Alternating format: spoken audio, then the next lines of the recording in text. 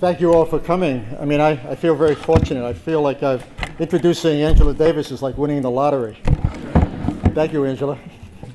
I want to begin first by thanking Angela Davis for being here tonight as the inaugural speaker for the McMaster, speaker of the McMaster Center for Scholarship in the Public Interest Speaker Series, which would not have been possible without the supportive partnerships of several McMaster and community sponsors. I also want to briefly say something about the center and its project in order to develop a context before mentioning why we invited Angela for this important event. At a time when higher education is under siege all over the globe by market mentalities and moralities, the center was founded on the belief that it's crucial to reclaim higher education as a site of critique and a public good, one that connects knowledge and power, scholarship in public life, and pedagogy and civic engagement. We don't believe the university should be harnessed to cost-benefit analyses or the singular needs of corporations, which often leads to the loss of egalitarian and democratic pressures. Universities should be about more than developing work skills. They must also be about producing civic-minded and critically engaged citizens. Citizens who can engage in debate, dialogue, and bear witness to a different and critical sense of remembering, agency, ethics, and collective resistance. We are living in a time in which democratic institutions are being downsized, if not altogether disappearing. And as these institutions vanish, there is also a serious erosion of the discourse of community, of justice, equality, public values, and the common good. We increasingly live in societies based on the vocabulary of choice and a denial of reality, a denial of massive inequalities, social disparities, the irresponsible concentration of power in relatively few hands, and a growing machinery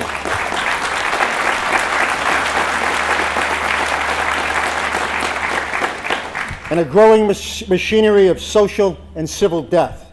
This is all the more reason for scholars to address important social issues and for the university to defend itself as a democratic public sphere. We live in a world in which everything is now privatized, translated into spectacular spaces of consumption, and subject to the vicissitudes of the national security state. And one consequence is the emergence of what the late Tony Judt called an eviscerated society, one that is stripped of the thick mesh of mutual obligations and social responsibilities to be found in any viable democracy. And this grim reality has been called a failed sociality, a failure in the power of civic imagination, political will, and open democracy.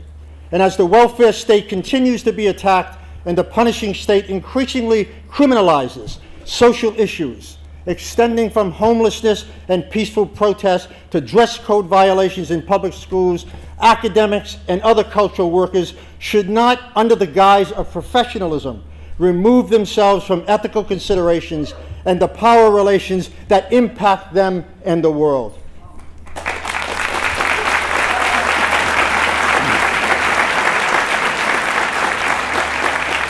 Nor should they claim disinterestedness at a time when the very concepts of justice, equality, freedom, and democracy are actively traded for the forces of privatization, consumerism, unchecked individualism, and a political culture of hyper-punitiveness. The university likewise should not collude with the ongoing assaults against social provisions that are waged by policymakers who view marginal populations as disposable, as waste products of a society that would rather warehouse its citizens, particularly poor minorities, in dilapidated schools and prisons than provide them with decent social protections, health care, jobs, a quality education, and a future that matters. Hence, one of the goals of the centers is to develop new pedagogical practices and modes of civic literacy that connect rigorous scholarship to important social issues, such as the war being waged on youth today, a theme that is central to the center and which we will address in the first year of our 2013 Summer Institute. We're hoping the center will serve as a reminder of how important the liberal arts are, not just as a specific field or specific fields of study, but also as a broader civic educational force that enables the development of the formative cultures necessary for all students to enliven the imagination, think critically, recognize the ethical grammar of suffering, and connect public values to collective struggles that expand and deepen the processes of democracy. Informing the Center's project is an attempt to develop a language of critique and possibility, one that recognizes that education is in part a moral and political practice whose mission, as the poet Robert Hass points out, is to refresh the idea of justice going dead in us all the time. We have invited Angela Davis here tonight because she has struggled bravely and with great dignity for decades to demonstrate that education is a form of political intervention in the world, and that learning is not about processing received knowledge, but actually transforming it as part of a more expansive struggle for individual rights and social justice. She has worked in difficult and shifting circumstances to remind us of the power of education as a central element of inspired self-government. Her scholarship and activism demonstrate the educational force of political and intellectual commitment in attempts to enlighten the mind and create powerful social movements against a wide range of oppressions.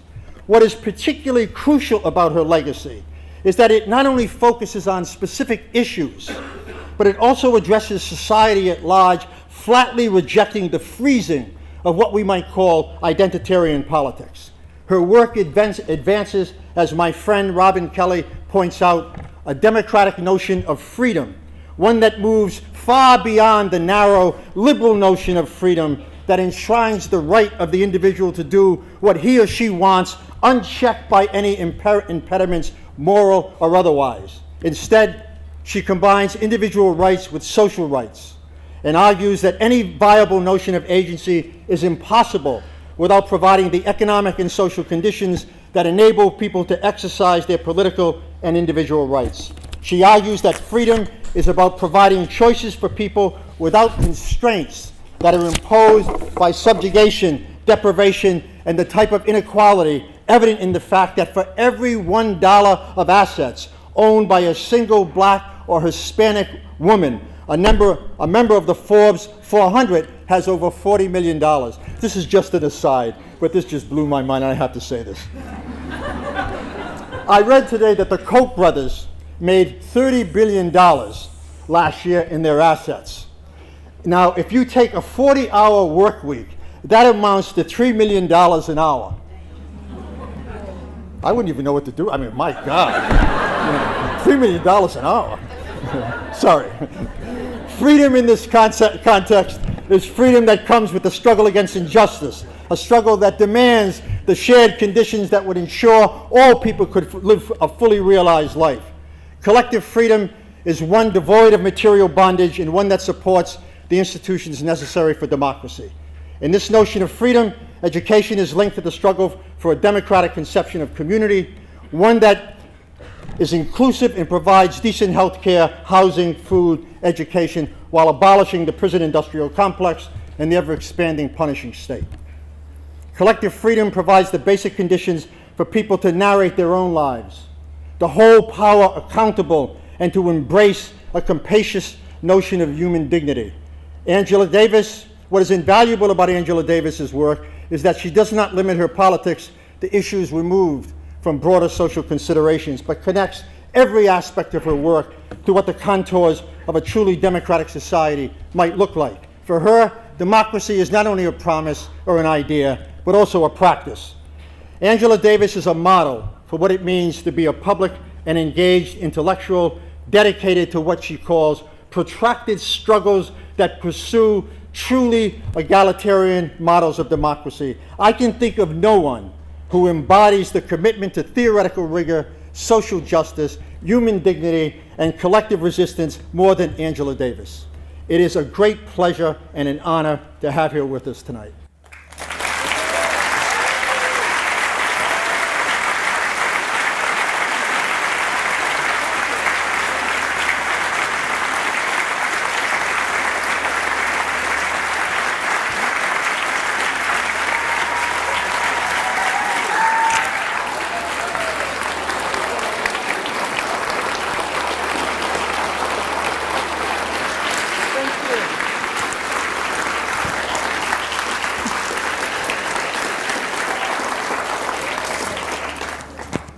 Thank you very much. Let me see if I can get this microphone on.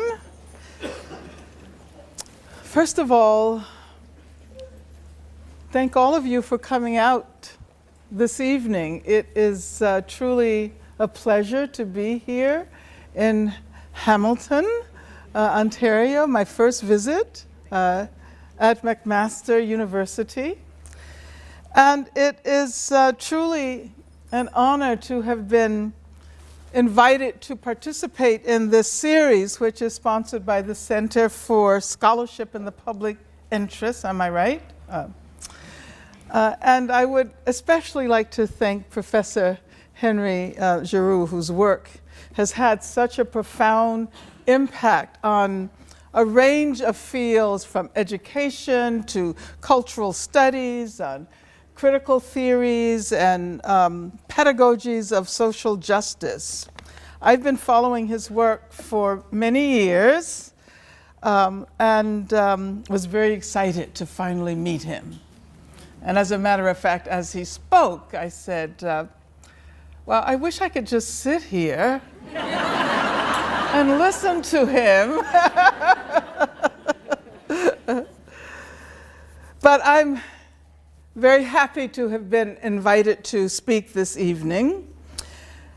And I have chosen to offer some reflections on the topic of the continuing challenges of abolition 150 years after the issuing in the United States of the Emancipation Proclamation. Now, this topic, of course, is related to the work that I do, both my scholarship and activism. For the vast majority of my life, it seems, I have been doing work in some way related to prisons. And I'm one of those activists or scholar activists who've been thinking about prison issues in a large context for many decades. And as a matter of fact, I could probably narrate the story of my entire life using anti-prison activism as an anchor. Because I could tell you that before I was born, my mother was active in the campaign to free the Scottsboro Nine. And over 80 years after this case emerged, which of course led to the fraudulent convictions of 9 black men on charges of having raped 2 white women, death sentences, and many, many long years in prison, finally, the Alabama legislature is poised to offer posthumous pardons to all 9 members of the Scottsboro Boys, almost a century later. Now, about a quarter of a century after the Scottsboro Boys, I guess a quarter of a century after I was born, I became active in many campaigns to free political prisoners: Huey Newton, Los Siete de la Raza, Nelson and Winnie Mandela, Lolita Lebron.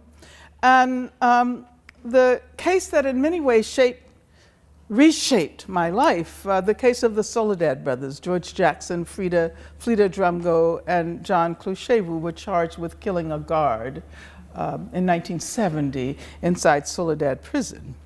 So I could tell you that I was fired from my first job at UCLA, first for being a communist, and then when that didn't work, I was fired for speaking out on behalf of political prisoners.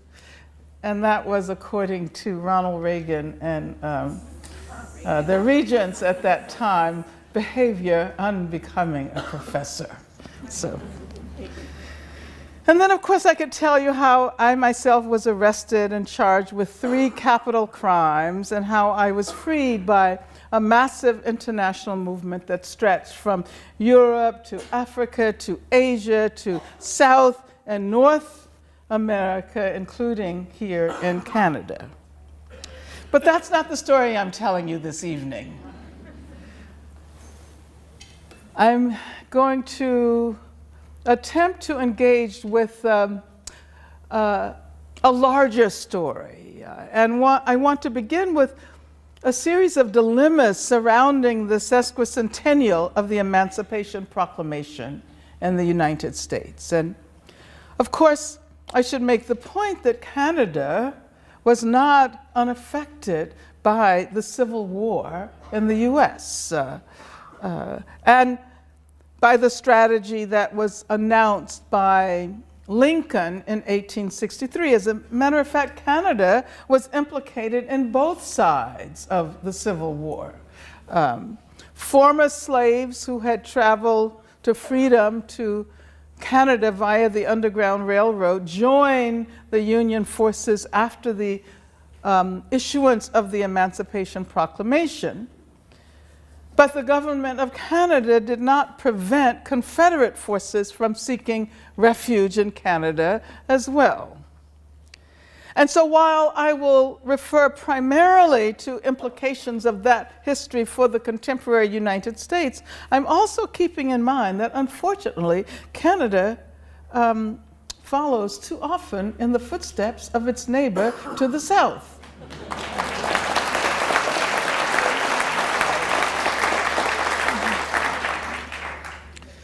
But for now, another point.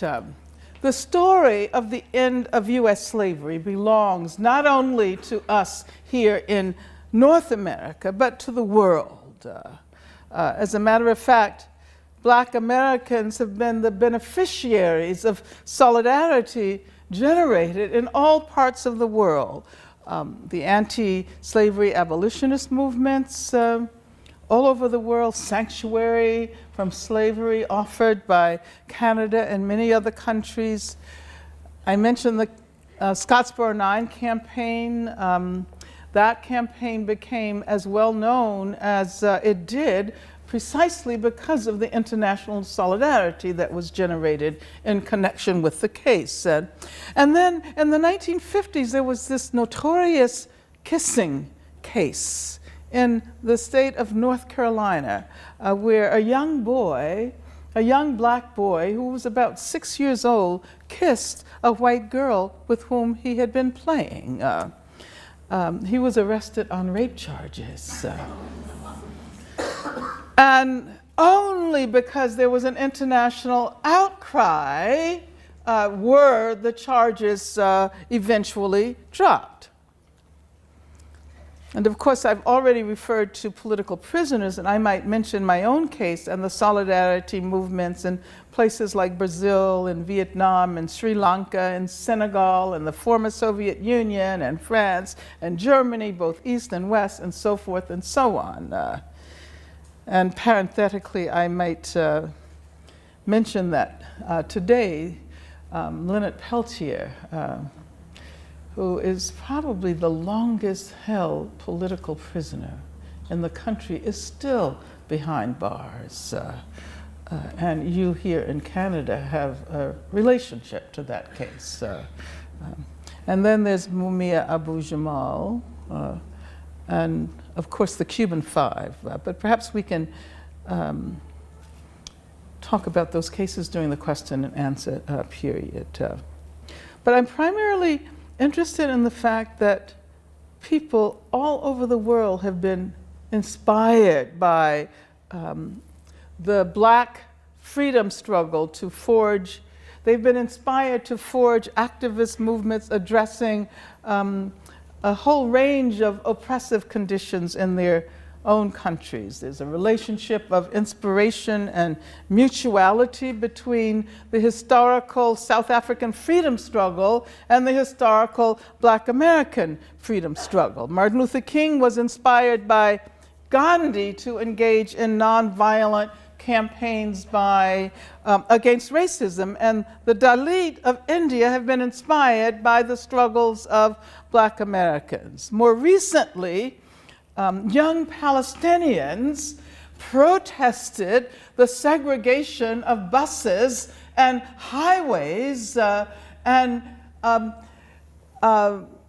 got on buses knowing full well they would be arrested, that were reserved for settlers traveling from one settlement to another inside occupied Palestine on segregated highways. Do you know what they call themselves? Palestinian Freedom Riders.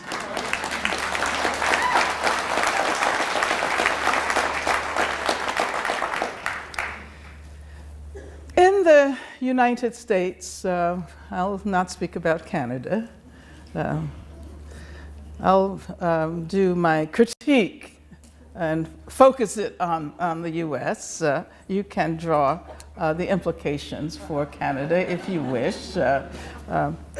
Our collective relationship to history is seriously flawed. Faulkner once wrote, I think it was in Requiem for a Nun, that the past is never dead. It's not even past. And so we live with the ghost of slavery.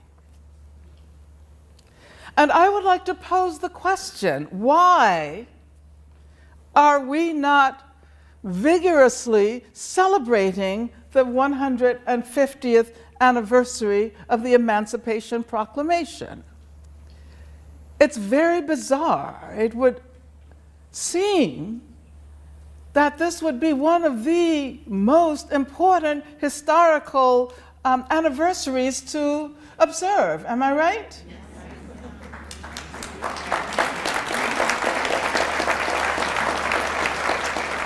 But I've seen very little. Obama wrote a proclamation on December 31st asking people to celebrate January 1st, but I think it only came out on December 31st, so most people didn't even get it because they were out partying on New Year's Eve. And then, of course, another anniversary will be coming up, the 150th anniversary of the passage of the 13th Amendment to the Constitution. And I'm wondering what will happen then. Maybe we'll get another film, because it seems that that's all we got in connection with slavery. Well, I won't talk about the film. Maybe later.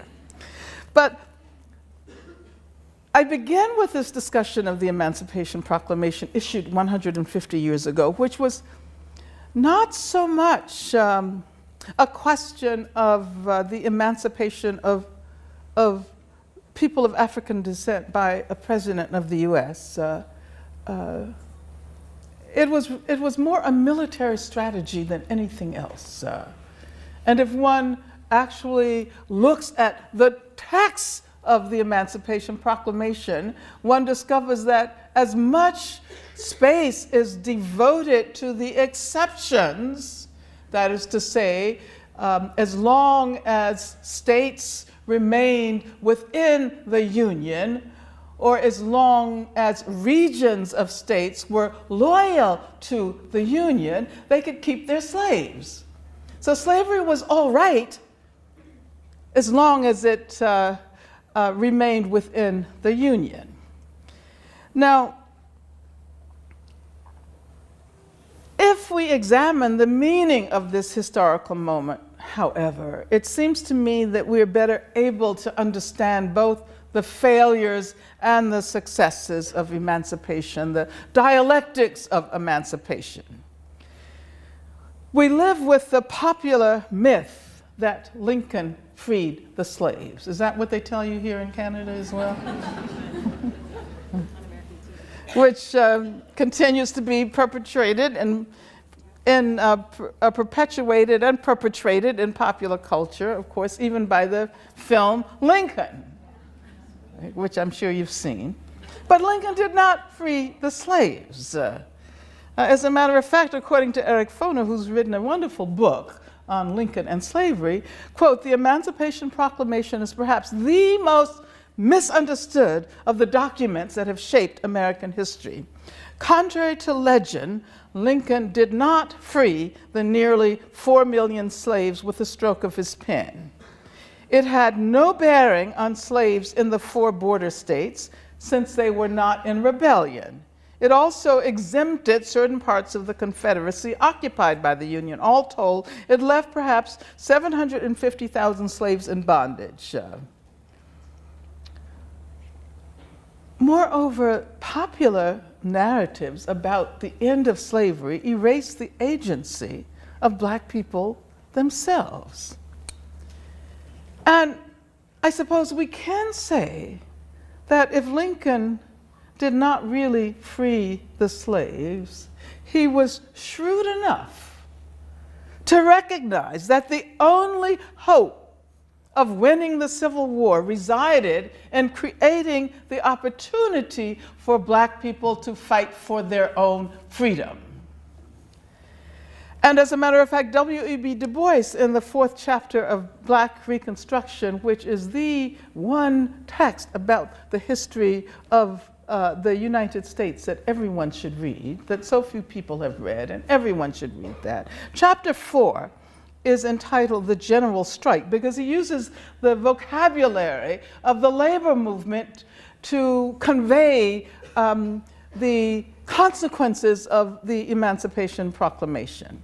So chapter 4 is called The General Strike, how the Civil War meant emancipation, and how the black worker,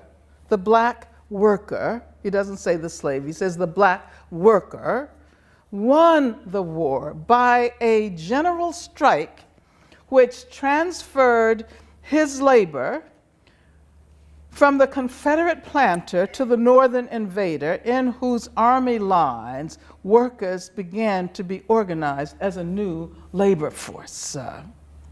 And so he argues that it was because of the withdrawal of labor from the slaveholders and the bestowal of that labor on the Union Army that the war itself was won. Frederick Douglass said in 1865 that the Civil War was begun, quote, in the interest of slavery on both sides. The South was fighting to take slavery out of the Union, and the North was fighting to keep it in the Union. The South fighting to get it beyond the limits of the United States Constitution, and the North fighting for the old guarantees, both despising the Negro, insulting the Negro. And it was what Du Bois called this army of striking labor that eventually produced the 200,000 soldiers, quote, whose evident ability to fight decided the war. And the soldiers were not only men, there were also women involved in that fight. As a matter of fact, we know Harriet Tubman as the conductor on the Underground Railroad who brought more people to freedom than any other. She was also a spy and had to fight for her military pension for many years later. Du Bois writes in Black Reconstruction about the fugitive slaves who had built their own communities and then worked for the Union Army. And he points out that they did not hesitate to pay the taxes that were asked of them from the wages they received. And those taxes built hospitals, et cetera, et cetera. But I want to fast forward for a moment to the 60s, and I want to go back to that era. And I want to point out that the mid-20th century movements that we know as the Civil Rights Movement, right, were necessary, were only necessary because slavery had not been fully abolished. As a matter of fact, what we call the civil rights movement, we should call the 20th century abolitionist movement. Because those struggles were about the effort to abolish the vestiges of slavery. If slavery had been abolished, there would have been no second-class citizenship. Black people would have enjoyed full and equal citizenship. But let's go back to the 1860s. And we discover that one of the most hidden eras of US history is the period of radical Reconstruction. It's certainly the most radical period. There were Black elected officials. There was the development of public education. This is the theme of these series, public education, education for the public good. And what many people do not recognize is that in the course of passionately struggling for the right to public education in the aftermath of slavery, Black people actually established the terrain on which public education in the South was created. So many poor white people who later became vicious segregationists only had the right to education as a direct consequence of those struggles in the immediate aftermath of slavery. Of course, there was the creation of what we now know as historically Black colleges and universities. There was economic development. As a matter of fact, some of the most radical legislation was passed during that era. And not only legislation that affected former slaves, but legislation that, for example, affected all women.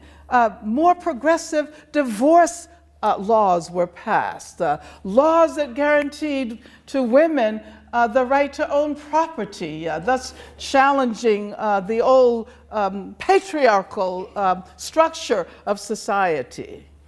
But we don't know very much about that. Certainly not in the US, but not here in Canada either, do we?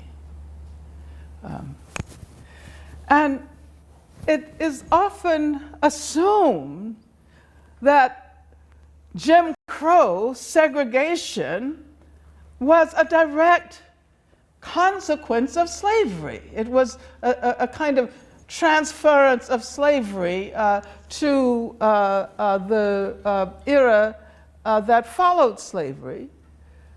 But that wasn't so much the case. As a matter of fact, it was an effort to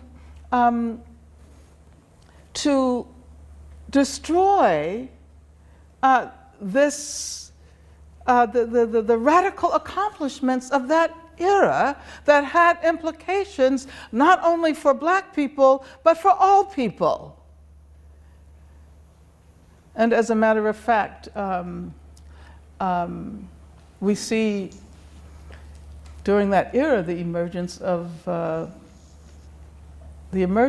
an approach to punishment, emergence of punishment strategies that help us to understand what is happening today under the impact of global capitalism and the disestablishment of welfare states everywhere.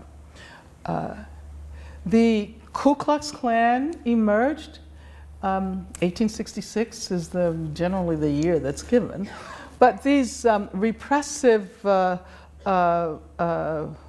formations, along with the convict lease system, in order to manage Black bodies that were now free. And of course, the abolition of slavery would have meant, had abolition truly occurred, it would have meant far more than the negative abolition of slavery. It would have meant far more than simply getting rid of the chains. It would have meant the building of new institutions, and this is what the campaign during the years of radical Reconstruction was about. It was about building schools, about housing, about healthcare, about all of those institutions that would have been necessary in order to integrate former slaves into a thriving democracy. And this is why Du Bois talked about abolition democracy. Abolition by itself was not enough. And in order to prevent these institutions from emerging, and it wasn't just the slaveholders. As a matter of fact, it wasn't even primarily the slaveholders. It was the capitalists. It was the northern capitalists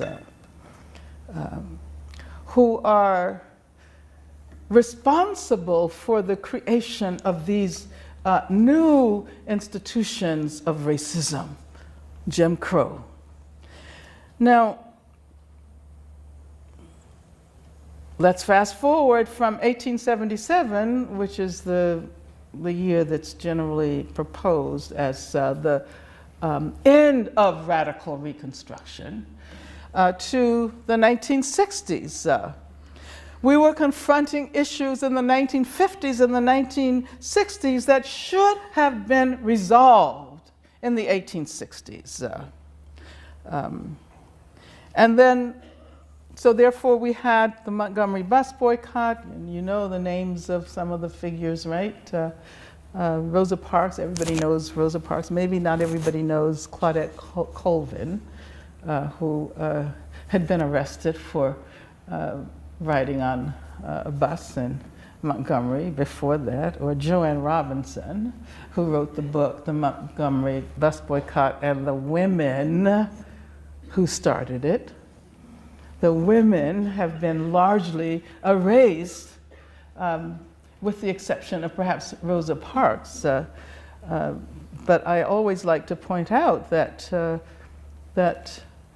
the Montgomery Bus Boycott and the movement we call the Civil Rights Movement, which is probably better named the Black Freedom Movement, because it was about more than civil rights, actually. Sort of got stuck there with civil rights was a part of it, but not there were also economic issues, economic rights that were at issue as well. But the women who are perhaps the ones who were most responsible for the success of that boycott were Black women maids and washerwomen and cooks, because these were the women who refused to ride the bus. Now, I pointed out that the movement was much larger. And there has been an ongoing attempt to fit that movement into a small frame, into the frame of civil rights. And I'm not suggesting that civil rights is not immensely important. It is, but freedom is more capacious than civil rights. And there were some of us who insisted that it was not simply a question of acquiring the formal rights to fully participate in society, but rather also it was about, and this goes back to slavery, the 40 acres and a mule that dropped out of the abolitionist agenda in the 19th century. And so education and healthcare and housing dropped out of the agenda of the so-called civil rights movement. And of course there was the question of ending the police occupation of Black communities that organizations like the Black Panther Party raised. And it's so interesting, if you look at that 10-point program that was formulated in 1966, 100 years after the founding of the Ku Klux Klan in 1866, you see that that program recapitulated abolitionist agendas, and it continues to resonate in the 21st century. It's interesting, isn't it, that the Black Panther Party doesn't get included in the U.S. national narratives of democracy. The civil rights movement is represented as the triumph of democracy, that which has allowed the U.S. to claim its status as the model democracy in the world, right? But the Black Panther Party kind of like falls away, right? It's on the margins, and if you look at that 10-point program, you'll see why. And of course, the racism that was attached to the institution of slavery is still, is perhaps more a force in the contemporary United States than it was during the period that gave rise to what we know as the civil rights movement. And this may be a controversial statement, I don't know. But I am so angry about this discourse of a post-racial society. All you have to do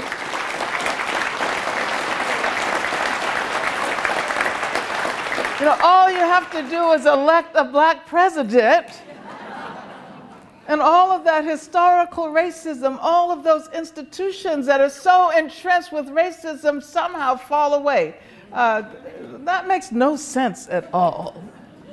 And as a matter of fact, after Obama was elected the first time, a prisoner said, well, there may be one Black man in the White House, but that doesn't cancel out the million Black men and women in the big house.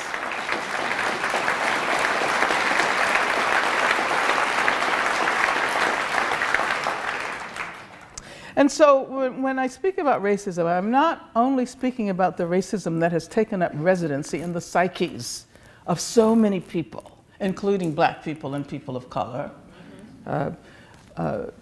Nobody is immune to the ideological toxicity of racism. But I'm also talking about the racism that is lodged in the structures of our institutions. The fact that all we need to do is open our eyes, and we see that even as we celebrate the ascendancy of people of color to high places in our political and economic hierarchies, their positions cannot compensate for the fact that there are now more Black men under the control of the criminal justice system than there were enslaved in 1850. This is what Michelle Alexander calls the new Jim Crow. But if you want to call it the new Jim Crow, we have to acknowledge that it is far more virulent, especially because of the reign of global capitalism. So many people at the bottom of the hierarchy have been relegated to oblivion. They are considered detritus. They're not even recognized in political discourse. And of course, this is a class strategy. The term poor is hardly ever used in the US. And Obama talks about the middle class. Like, whatever happened to the working class?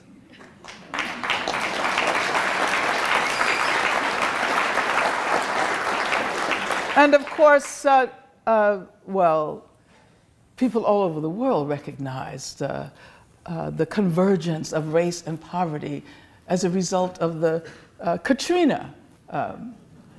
You remember those images? But now Katrina is has led to what Naomi Klein calls disaster capitalism.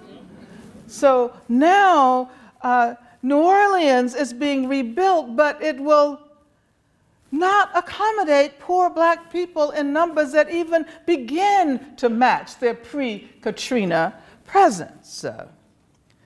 So there's no poor people anymore. There are no working class people anymore. Scott Walker in Wisconsin, you remember the campaign against the public workers in Wisconsin tried to erase public workers. And so this means that the challenges of scholarship and activism are vast today. We have to fight for the right to recognize, to discursively acknowledge poor people and working class people. And then, of course, working class issues, if we move from the field of discourse to the issues that ought to be associated with the working class, they have to embrace far more than what are narrowly construed as labor issues. They have to embrace for example, reproductive rights and what has narrowly been represented as women's issues. They have to embrace violence against women. They have to embrace a whole range of issues, including LGBTQ issues.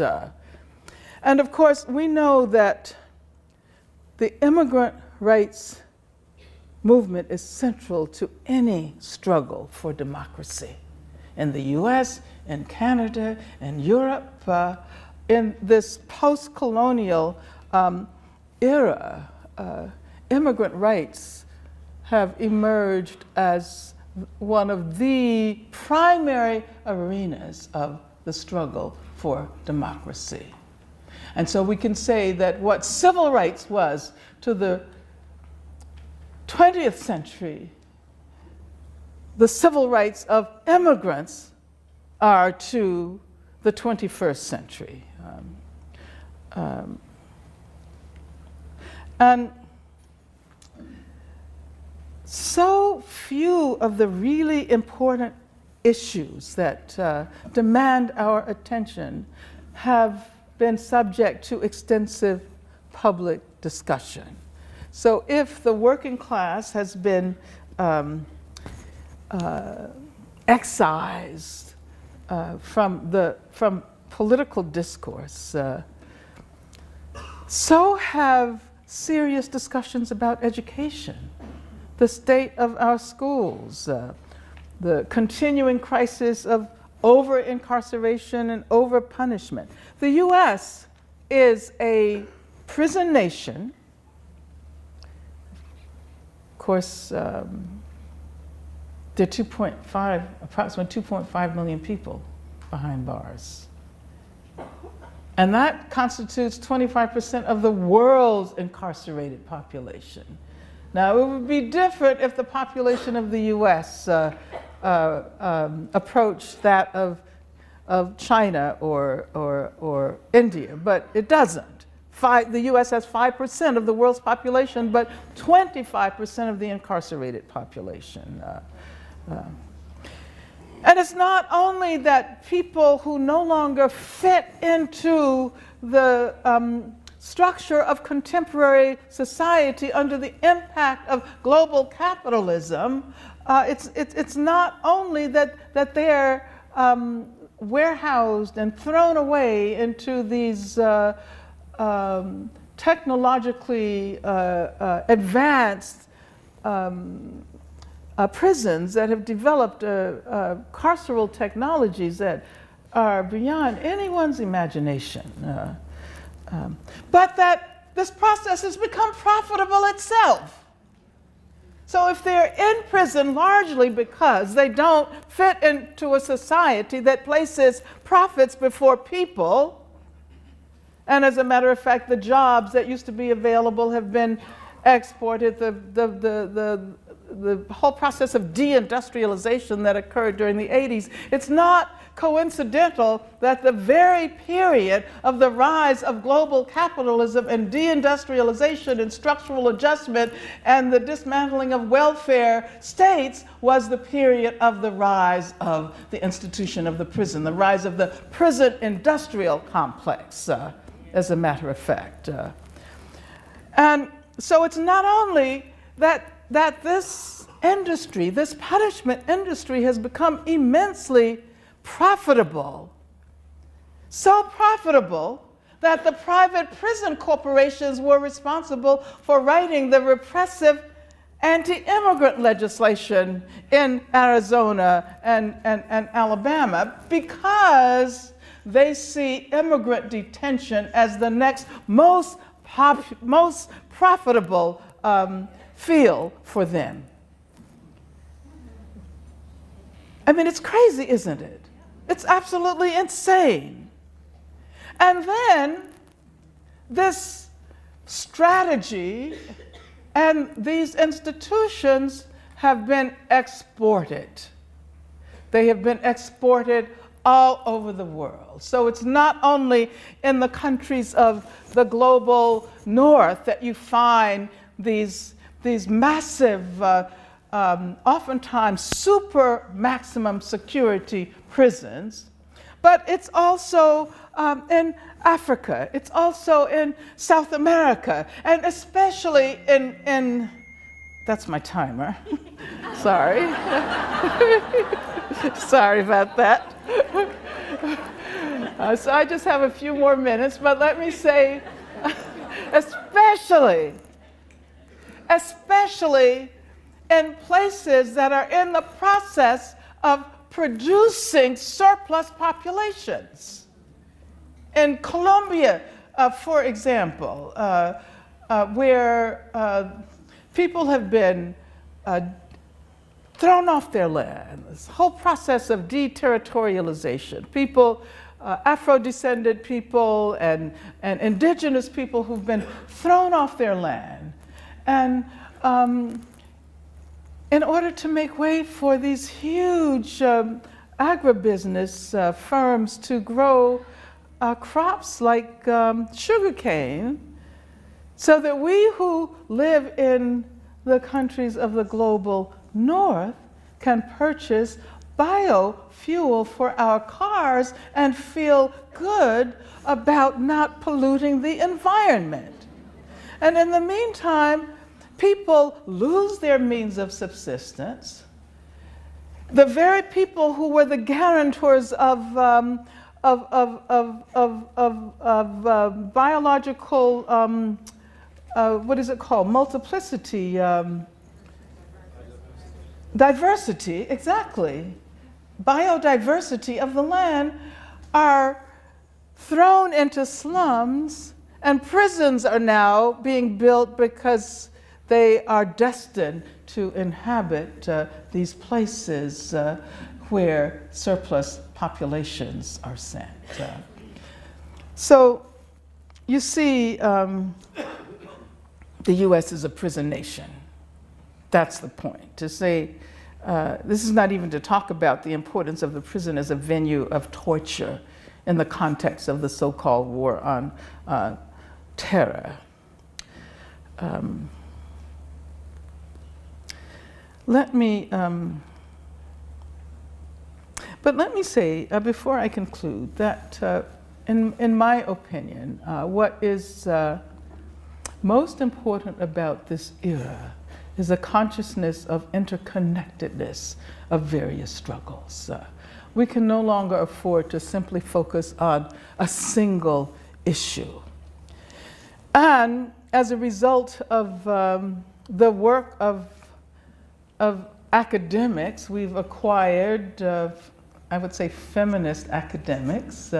We've acquired such vocabularies as the vocabularies of intersectionality, right? Right?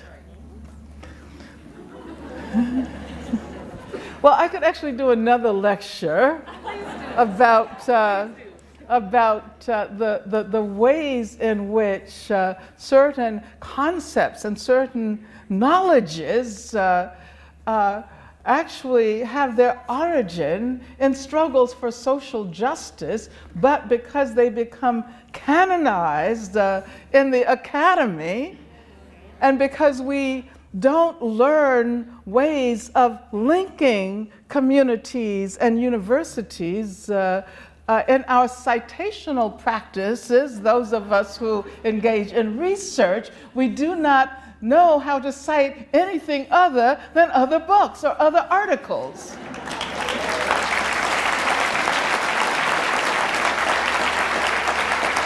And so there is a major, major backstory to intersectionality.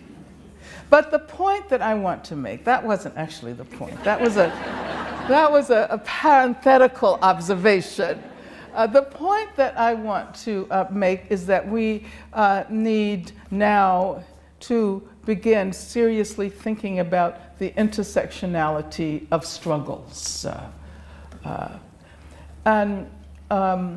For example, I do a lot of work with the prison abolition movement, and we have recognized how important it is to look, for example, at women in prison. Even though women constitute a relatively small minority of prisoners all over the world, if you examine the conditions of women and the experiences of women as represented by themselves, you gain a knowledge of the ways in which different modes of violence are very much interconnected. And so, the feminist slogan, "The personal is political," acquires a much more complicated meaning. The intimate violence that women in prison have experienced is very much related to the state violence they experience when they go to prison. And so we can develop an analysis of state violence that has to take into consideration the fact that the bodies that are most consistently the targets of violence in the world are female bodies. They're women's bodies. Even though we think about violence as primarily a male phenomenon. And then we have to go further and say, okay, we're talking about male, female. We're using a binary a notion of gender.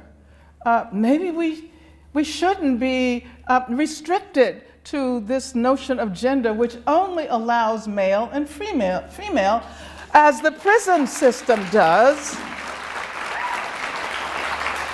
And so, we begin to think about gender nonconformity, various modes of transgender expression, and we realize how the very institution of the prison is a gendering institution. And it affects all of us in the sense that it lodges this binary notion of gender in our minds and in our emotions. So this is what I mean when I say we need to consider the intersectionality of struggles. And we need more than ever a feminist approach. A feminist approach.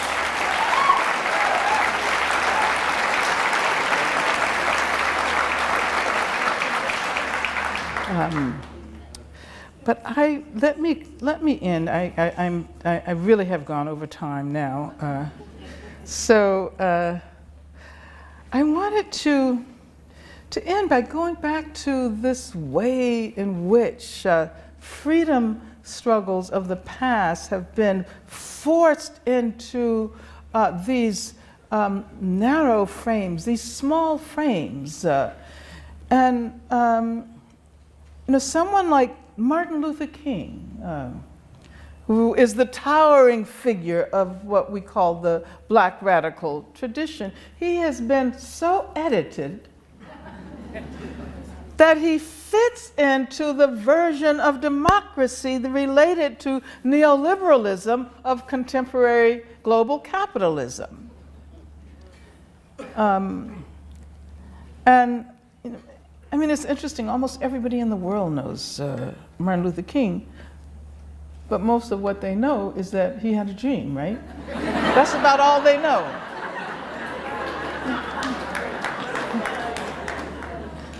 And, you know, I'm actually kind of tired of that dream. And I wanted to conclude by telling you that in the last presidential address he delivered to his organization, which was, of course, the Southern Christian Leadership Conference. It was on August 16th, 1967.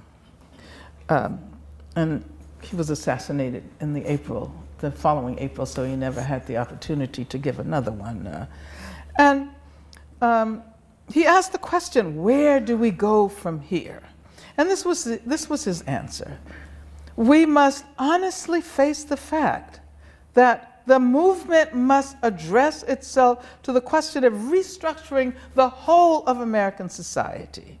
There are 40 million poor people here, and one day we must ask the question, why are there 40 million poor people in America? And when you begin to ask that question, you're raising a question about the economic system, about a broader distribution of wealth.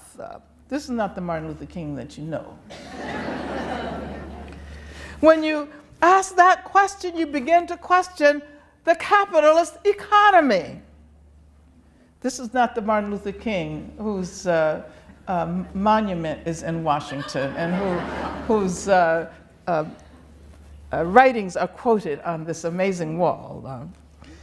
And I'm saying, I'm continuing the quote, that more and more we have to begin to ask questions about the whole society.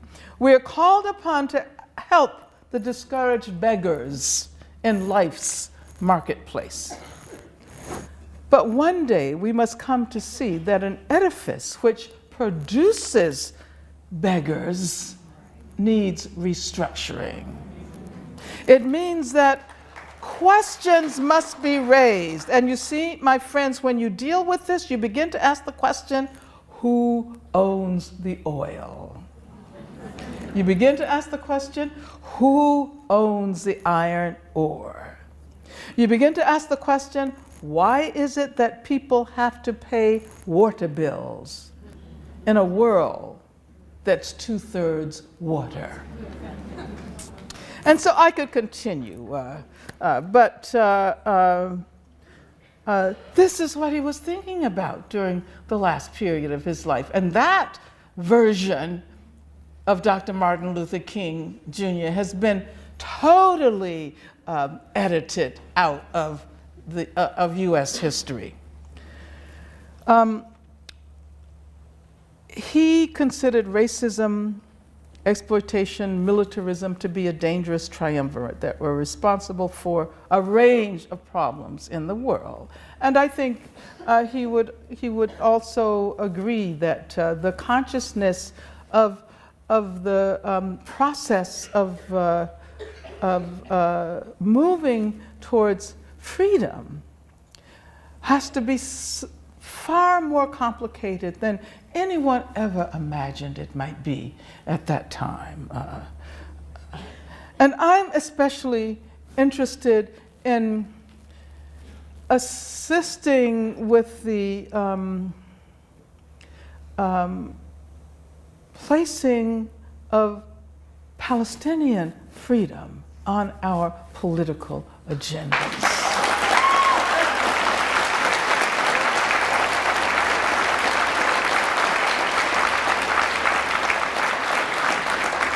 I had the opportunity to work with Stefan Hessel, who just recently died at the age of 93, who has an amazing history. You can Google him.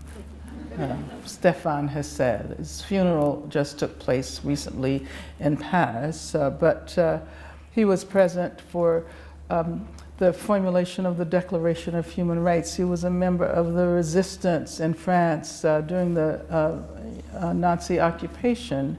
And he wrote this wonderful pamphlet called Indignez-vous, which has sold something like 4 million copies, calling upon the people of the world to join the struggle for social justice. And he was especially concerned about the Palestinian people. But I will finally say that that people are beginning to say all around the world that we need to struggle together as a global community, as global communities, to create a world that's free of racism and especially Islamophobia, which is drawn from the worst histories of racism and make them even more toxic. A world from which poverty has been expunged and the availability of food is not subject to the demands of capitalist profit. And as a matter of fact, that food that is subject to the demands of capitalist profit ends up making people sick instead of nourishing them. So let's not even talk about that.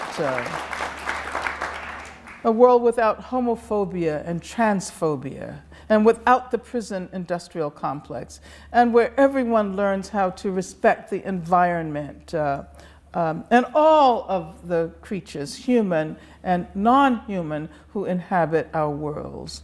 A world where equality, justice, and peace prevail. Thank you very much.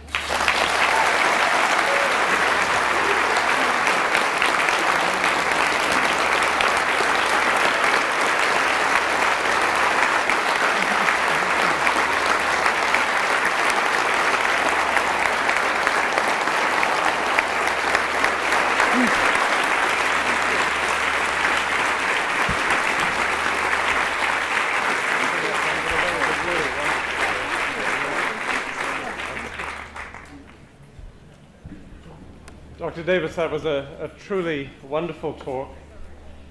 I think everyone in the room was deeply moved by it in many, many ways, not the least of which is the testimony it provides to your extraordinary energy in pursuit and defense of these causes over many years.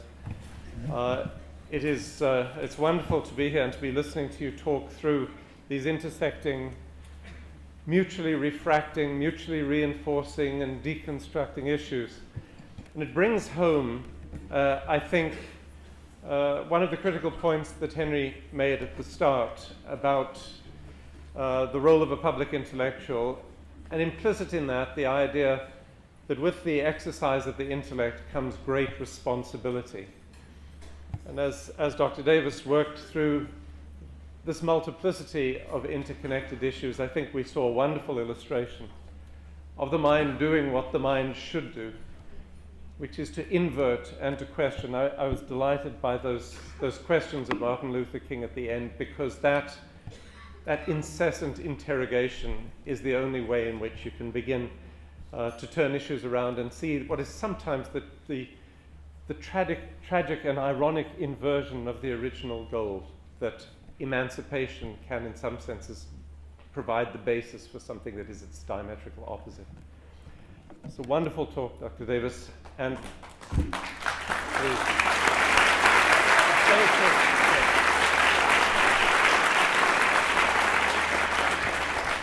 My last point about it is that the issues and the application of the mind has to be unceasing.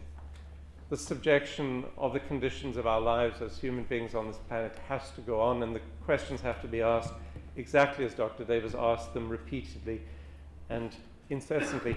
That's why, as we all detected, this is potentially a talk that could have gone on forever. And it can, because now we can move into the question period. So please join me in thanking Dr. Davis, and then we'll take some questions.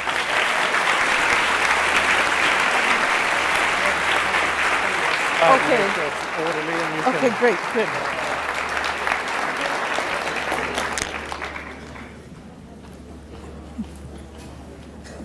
Hello. My name is Cruz. I'm really delighted to be able to listen to you tonight. And I am with the Angola 3 Support Network. And I was particularly asked by your friend Robert King Wilkerson, who I spoke to last week, to pass on his warmest greetings to you. Thank you. And I would just like you to ask, I know you can't cover everything, it's impossible, but if you could briefly comment on the significance of the plight of the Angola 3 in the context of the things you talked about tonight. We are generally not aware of the fact that there are political prisoners in U.S. prisons. I myself escaped that fate. I could be there now. I could be in a prison in California doing time like the two members of the Angola 3 are. But fortunately, as a result of the campaign, I was freed. And that case in Louisiana reveals one of the worst prisons in the country and probably in the world. As a matter of fact, if you know about the events surrounding Katrina, and I see there's a long line, so I'm going to have to abbreviate my answer. But Burl Cain, who is the warden of Angola, was also responsible for creating a temporary jail in New Orleans at the Greyhound bus station that led to the incarceration of vast numbers of people, many of whom were simply trying to escape the ravages of the hurricane. But the Angola 3, this is a case of young men who were politically active, the Black Panther Party, and they should not be doing time. And I could give you the names of many others who continue to be incarcerated as a result of the failure of the system of democracy in the US. And I'm wondering why, maybe what we should do is put a lot more pressure on Obama. I didn't mention Obama that much because I was afraid that I would end up really speaking too long if I started to talk about him. But I think during this second term, we have to put the kind of pressure on him that will force him to address some of the cases of the political prisoners who continue to languish in prisons all over the US, including the Angola 3. But thank you very much for raising the question. Hi, good evening, Yvette Blackburn. With you having the discussion saying we need to look at the intersectionality of struggle, you skipped off a bit in the sense that you're in Canada. And here we are in Canada, and what we have to look at so-called courageous conversation, Canadians are now willing to have. We are still in a society where Canadians will say racism doesn't exist. When any individual in a workplace, especially in academia, will say that there's an issue of racism, the human cry goes up, oh my gosh, no. We don't have that. Look, we hire you. We have a Black professor. I have two teachers of color.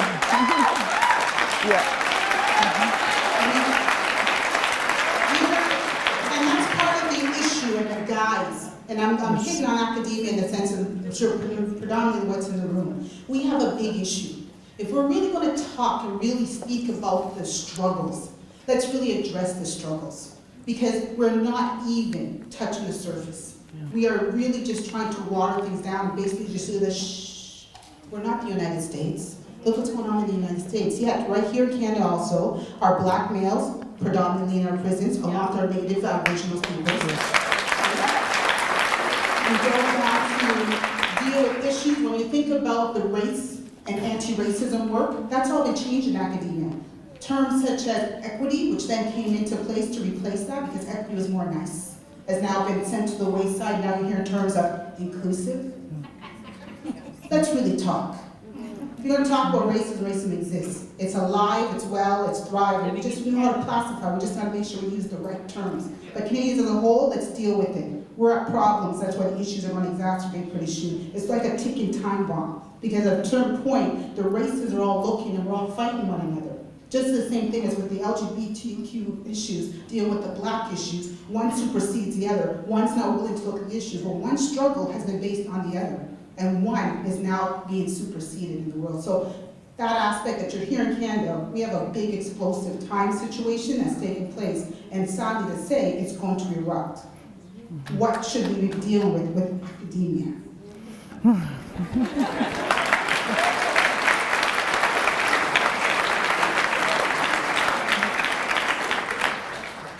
Well, and thank you for raising the point about Canadian prisons. And I'm aware of the fact that the percentage of Aboriginal prisoners has continued to rise, even with the healing lodges and efforts to develop what you might call a diverse approach. I hate that word. I really, well, what can we do? I would say that it is important always to be one step ahead. Oftentimes we make demands, and those demands are seemingly met, and we become satisfied with the results of our work, not recognizing that each time we experience a victory, it's time to think ahead and develop more strategies and not allow these particular moments to become enshrined in institutions like diversity. I used to say that the meaning of diversity embraced by so many universities is difference that doesn't make a difference.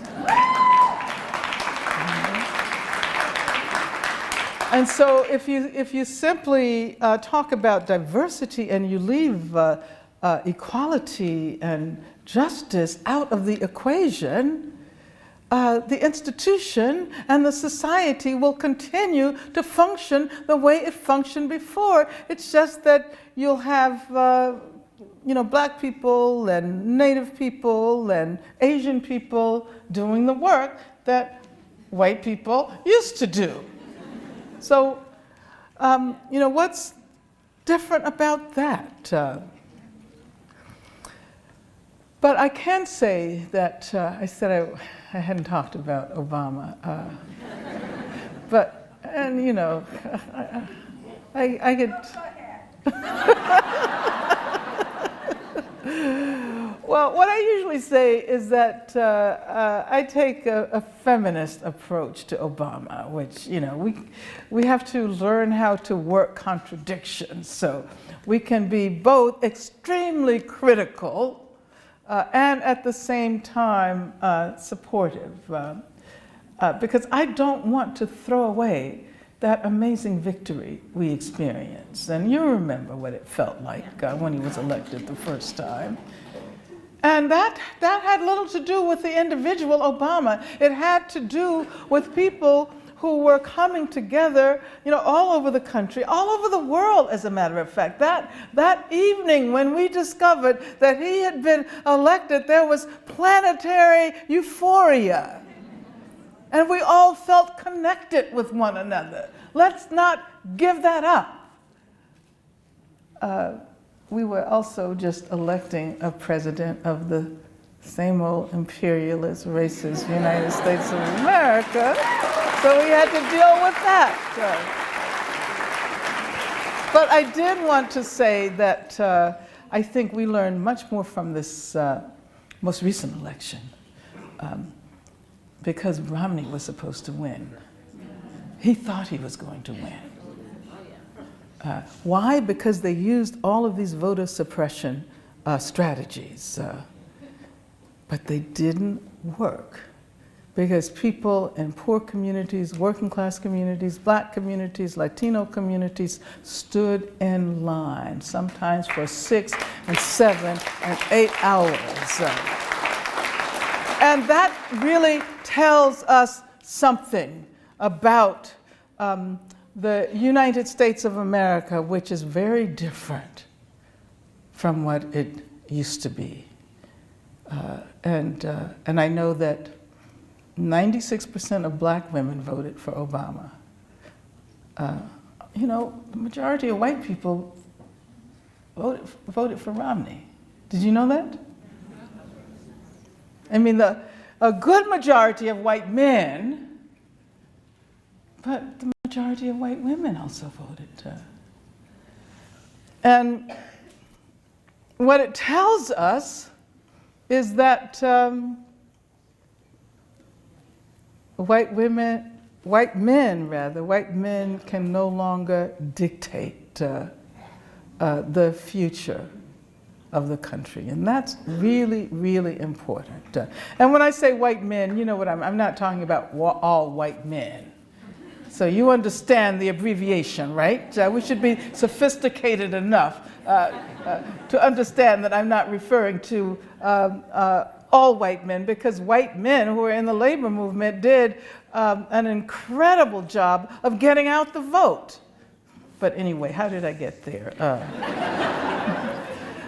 Okay, I guess I would say that the academy, people who inhabit spaces such as the academy have to learn how to identify with the progressive waves of history, with, you know, what we used to call the other America, but now the other America has managed to emerge in a way that we never thought possible.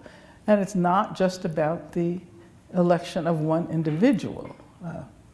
So I think that we're going to have to see far more collaborations between the academy and communities. And as I was saying, I think I did an interview earlier and I was talking about the fact that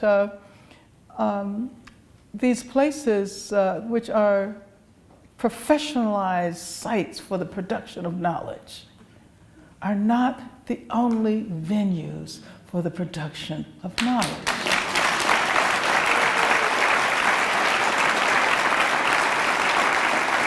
And so, you know, there have to be egalitarian epistemologies, even egalitarian relations that bring professional intellectuals together with what you might call organic intellectuals, to use the Gramscian term. But let me just say that that the work that we do around prison abolition would not have been possible without the intellectual contribution of people in prison. It was the prisoners who made it possible for us to develop this analysis. Okay. Hi, I want to thank you very warmly for your talk, and I think in the far-ranging and thought-provoking speech you've given us a lot of reasons to doubt that we can have any kind of justice without transfiguration and on many levels transformation of our society and the form of life that we live in as individuals. But I wonder if it isn't also, say, a necessary, not sufficient condition to have justice, that we recognize the spirit and the institution of the rule of law. And people like Glenn Greenwald have written at great length, the Guardian columnist and former constitutional lawyer, have written at great length about the culture of elite immunity in the United States. And he's compared that to the same kinds of issues that you've raised around the prison industrial complex. And, you know, this goes back in Greenwald's mind to Richard Nixon, to the pardoning of Nixon, and to this outright repudiation of the rule of law where, you know, throughout modern history, the people who've written the laws have written in the interest of the ruling class, and it's no surprise that people with money can, you know, have better outcomes in the justice system, so-called justice system. But things have changed even more drastically in the last several decades, where the people in charge actually will argue against holding anybody accountable for the worst possible crimes, for wars of aggression, for torture, for violations of civil rights. And you know, this takes place at the same time that the most marginal people in our society in the United States are put in jail for the most trivial crimes. And of course, it isn't just that there's an element of hypocrisy there, because there's always been an element of hypocrisy, but that we've measured progress historically based on affirmation of those principles, that of at least, at the very least, the formal equality that was a part of the demands of the civil rights movement. So I'm wondering if you have any reflections on how we can put together the struggle to hold people accountable for some of the worst crimes, you know, that the Obama administration, for example, has completely immunized the Bush administration for their crimes, retroactively immunized telecoms, for et cetera. So I wonder if you have any reflections on that. Well, okay, that's a complicated question.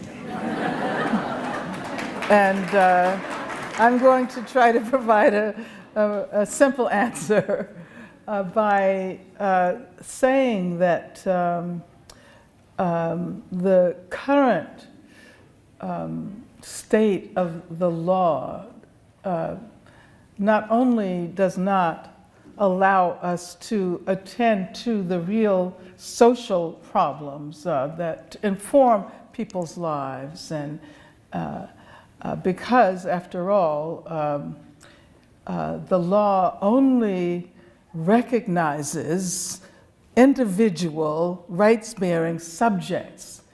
So in that sense, everyone has to be the same before the law, but people are not the same, right?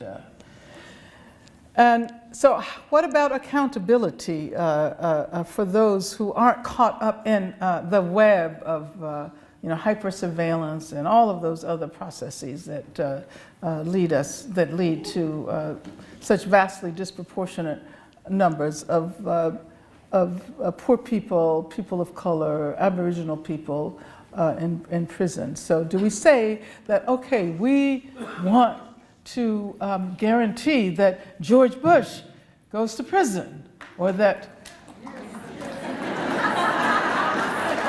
well, all right, this is, I think this is a problem, because we're thinking again within this very, very narrow frame. You remember the case of Trayvon Martin? Yeah. And you remember how people all over North America and in Europe and in Africa were so actively engaged in discussion about that case. And then suddenly they decided to charge George Zimmerman, right? The alleged perpetrator.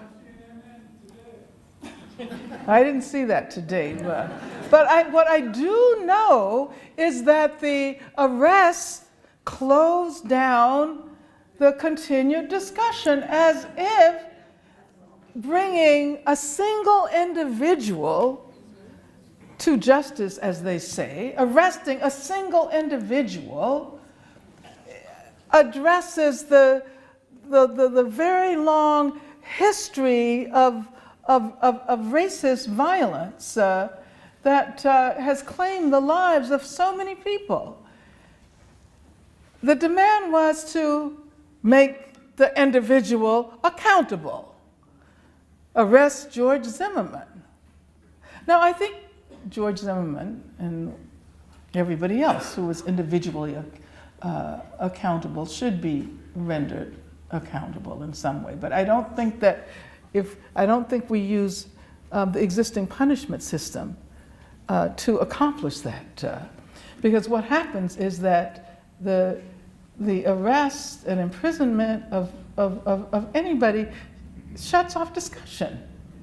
As a matter of fact, all of the problems that people are in prison for, whether it's violence against women, continue to get reproduced once the individual perpetrators are incarcerated, and we feel as if we don't have to really engage with the real issue.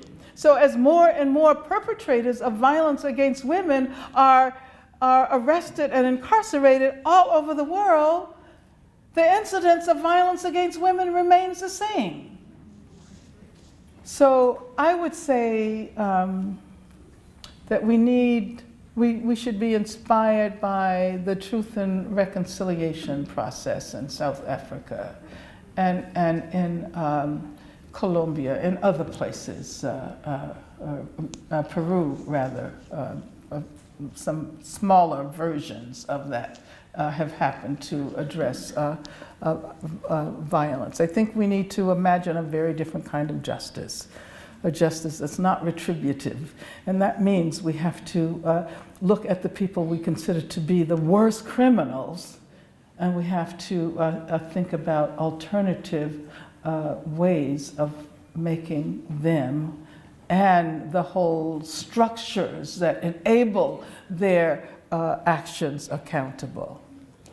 And that's going to be a long process. It's not going to happen tomorrow.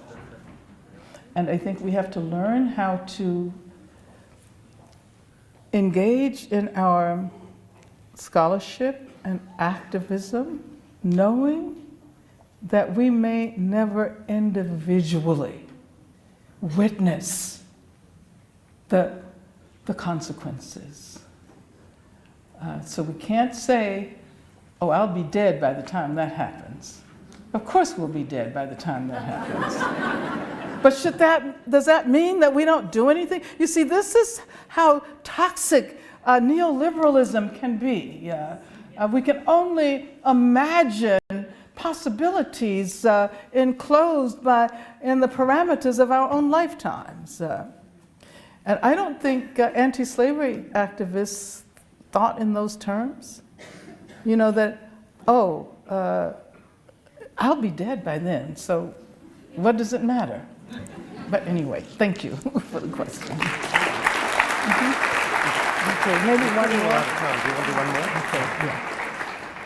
It's not a question. Okay. We've met on several occasions, so I'd like to say thank you for gracing my city. I'm bringing you some reading material for the plane. I am a 8th generation African Native Canadian and have worked diligently because I had been inspired from you since the early 70s.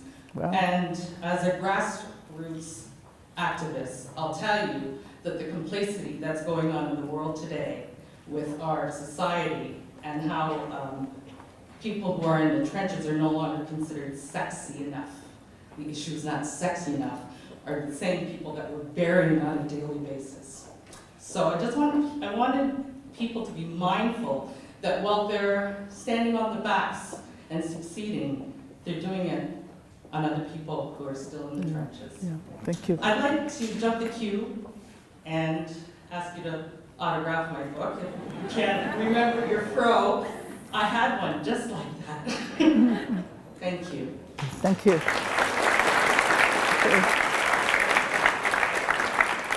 Okay, I'm sorry. I think one more question. I'm sorry.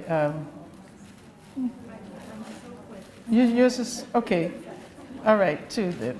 Okay. Two small ones. I'm going to try and make this quick since we're at the end. But I was wondering, you talked about post-colonial. And I wonder if we can refer to states, settler societies like Canada and the US as post-colonial. I know that, I know more about Canada than the US. So given the fact that Indigenous peoples' lands are still occupied and their lives are regulated, can we talk about a post-colonial Canada?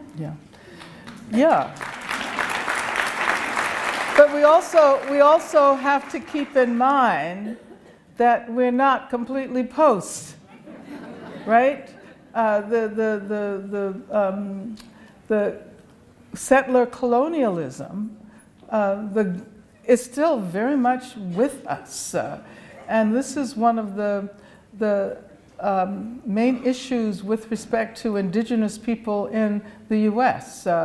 It's not only that the genocide is not acknowledged as a part of the history, but there continues to be this erasure of contemporary First Nations people. It is as if that process of colonialism was supposed to not only take over all of the land, but completely eradicate all of the human beings. And so I think, yes, we can talk about post-colonialism, but let's recognize that we need to put the emphasis on the colonialism and not on the post.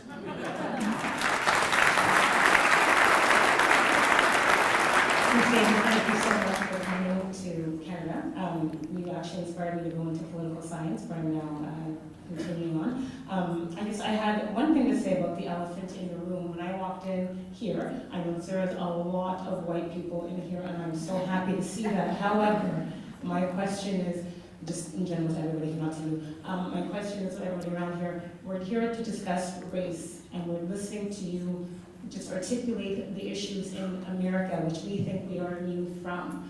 My question to everybody to go home and maybe ask their friends and their families and themselves, how much would each and every one of us come together to tackle the racial issues, gender issues, working class issues in our own backyards, rather than sit back and feel proud that we don't have as much problems as the Americas do. That's just something I want to put up.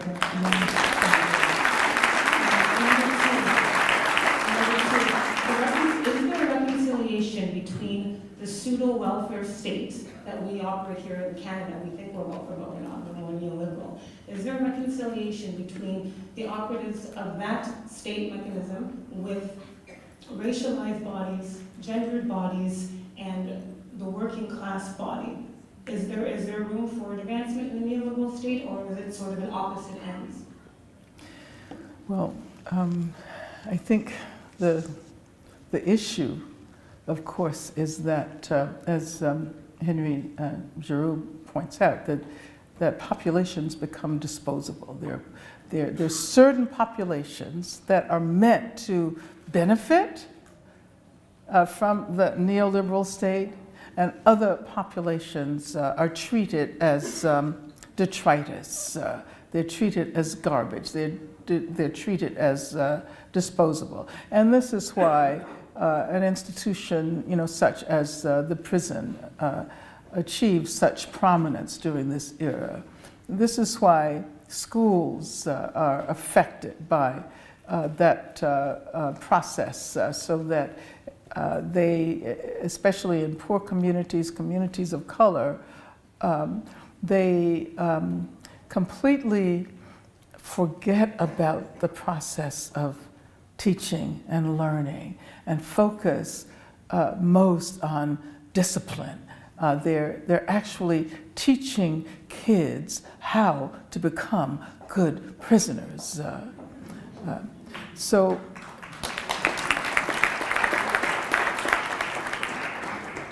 I think we have to see that, of course, yeah, there are populations that are destined to benefit. In the language of the Occupy movement, there's the 1%, and then there's the 99%. But then within the 99%, there are a lot of distinctions we have to make. And this was, one of the debates that emerged during the era of the encampment of Occupy activists. But I think that, speaking of the Occupy movement, what was so amazing about that period was that people learned how to live together. And homeless people who were drawn to the encampments, because of course that's how homeless people live.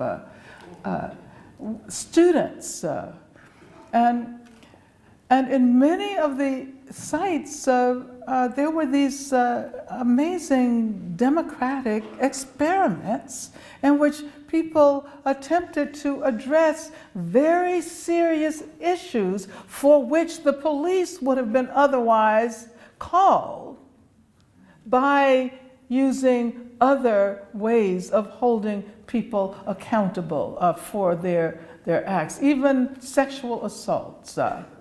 And I think that every time we come together in community,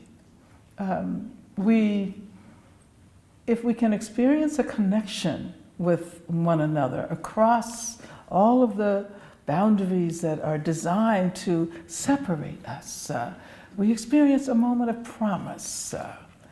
And I think it is so important to hold those moments of promise in our historical memory, and not allow them to be swept away. So that if we are here, and of course I've been doing all the talking, unfortunately, this evening, but hopefully there will be other conversations.